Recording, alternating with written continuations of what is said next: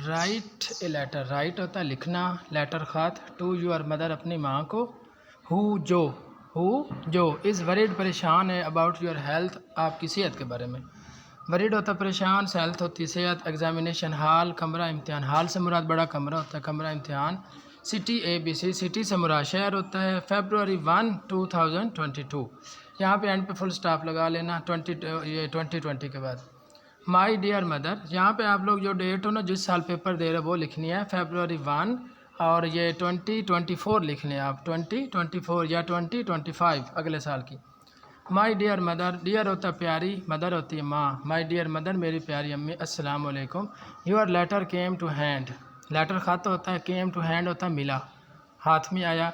I could not ना कर सका, कुड नॉट ना कर सका, रिप्लाई जवाब देना, सून जल्द। Likey